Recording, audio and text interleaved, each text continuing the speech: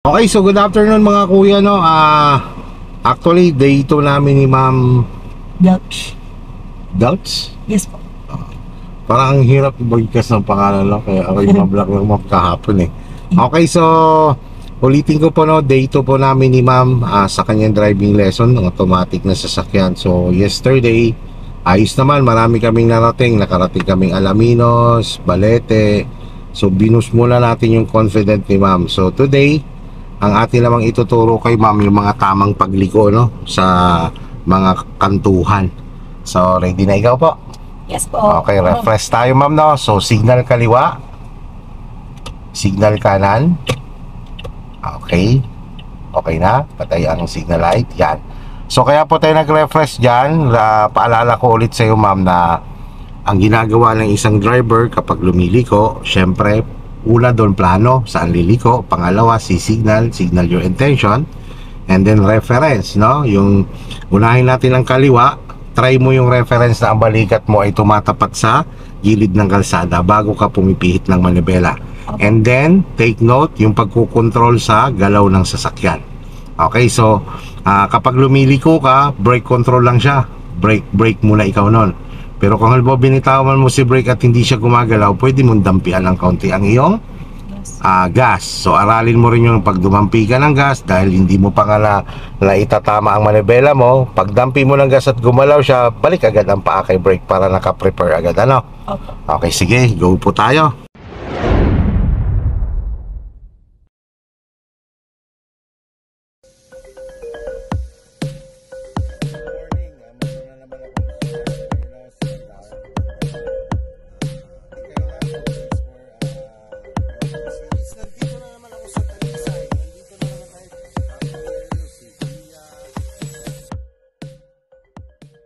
So ito naman si Mama, napakadali naman itong turuan. Hindi naman mahirap itong turuan.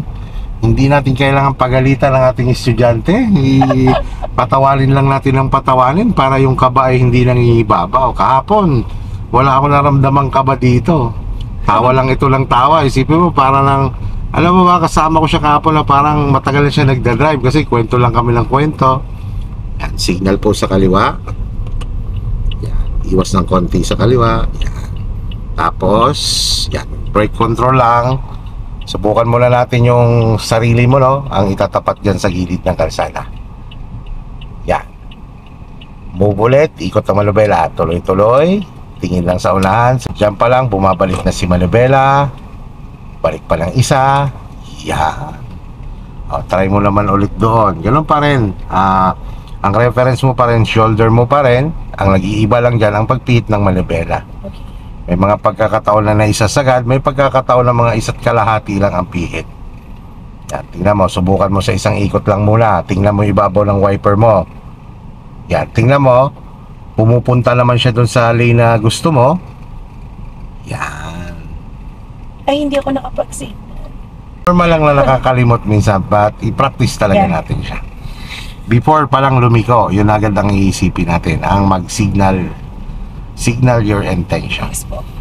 Okay, so try natin Ma'am, no? Doon sa kakabilang kanto na yon, kumaliwa ka nang ikaw lang, no? Diskarte mo. Sige po.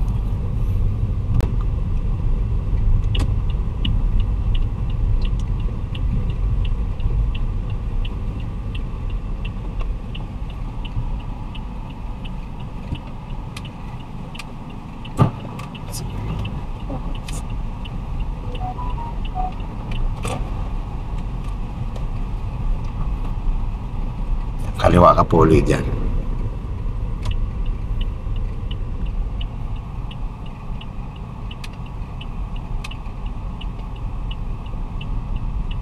Parang balik ako dun. Spray. One more time. Yan, isang ikot ulit, no? Opo. Ulit. Hanggat pa-absorb mo siya. Basta take note, pag ikaw ay halimbawa nag-o-over ng pihit ng manibela, tingin mo nag-o-over na ang sasakyan mo, wala kayo ba isipin kundi mag-brake? Yes po. Po yung pakaliwa, no? So sa kaliwa, situational yan.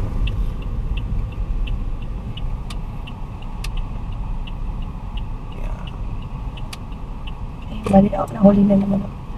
One more time. Ulit. Sige lang.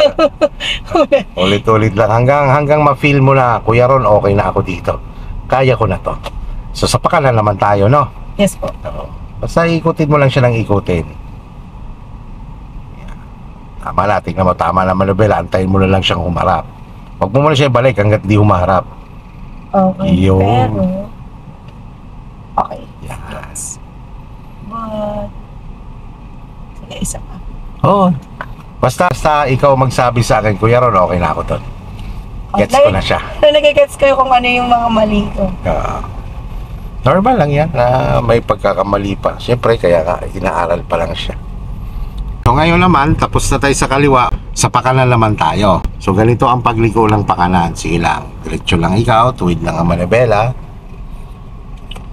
Yan, signal.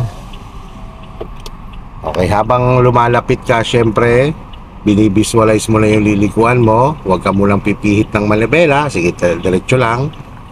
Yan, makikita mo dito sa portion na to. Yan, stop. Yan, stop. Di ba nakikita mo na yung gilid ng kalsada? Kumbaga lumagpas na sa frame ng side mirror mo. Yan. Yan na yung time para mag-move ka ulit and then pihit tuloy-tuloy ang manibela hanggang maisagad. Sige, move. Move muna, move. Galaw muna. Yan, sabay ikot ang manibela. Sige, tuloy-tuloy. Sige, tuloy-tuloy hanggang maisagad mo. Hand over hand para mas mabilis mo siyang maikot. Yan. Okay, balik.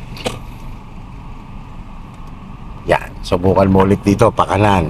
So, kailangan makita mo yung gilid ng kalsada sa portion na to. Signal ulit sa kanan. Huwag ka muna liliko. Huwag ka muna liliko. Yan. Sige, move lang ikaw. Hindi mo pa siya nakikita eh. Yan o. Yan, stop. Yan, kita mo? Oh. No, yan. Saka ka lang galaw, ikot ang manibela. Sige, galaw. Hindi. Balik mo muna manibela. Kaya mo lang muna yung signal, no? Galaw muna ikaw, galaw. Op. Galaw muna si sasakyan. Sabay ikot ang manibela. Yan. Bawi. Balik ka lang sa linya mo. Galaw lang ulit. Yan, bitaw-bitaw lang yan sa brake.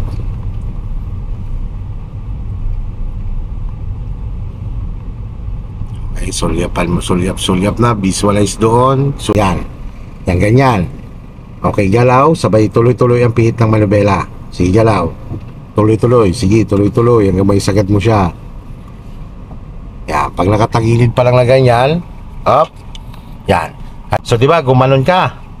Dahil galing sagad ang manibela mo, it's about 45 degrees position ka pa lang, binabalik mo na ang isa. Kain mo na lang na humarap siya, saka mo ibalik yung pangalawa, ano? Okay. Sige. Balik mo manibela mo. Yan. Move. Okay, kanan ka ulit dyan. Siyempre, kapag kumakanan ka, bukod sa nakuha mo reference mo, sinusulyapan mo rin yung side mirror mo, yung salamin.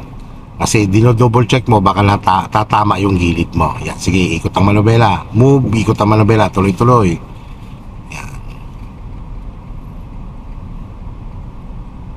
Bawi. So, aralin mo talaga na kapag pag lumiliko ka, gamitin mo yung management na hand over hand. Kasi ang hand over hand kasi, mas malaki ka agad ang nakakabig mo sa manibela. Yan, sige lang. Doon pa rin tayo sa dulo. Basta stay on your lane ka lang. Aralin natin na nag-i-stay ka sa lane mo. Opo. Subukan mo lang ikaw, ha. Hindi ako mag-iingay, ano? Yes po. Sige.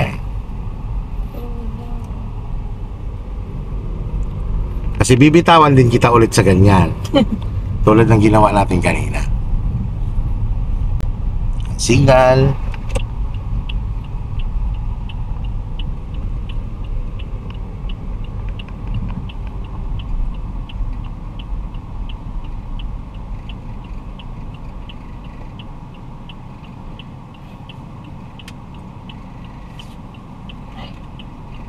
Sorry, medyo challenge ako sa overhand sa kanan.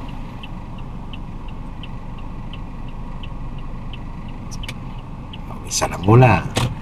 Antay mo humarap. Yo, balik ang pangalawa. Yo. I-try mo ulit yan.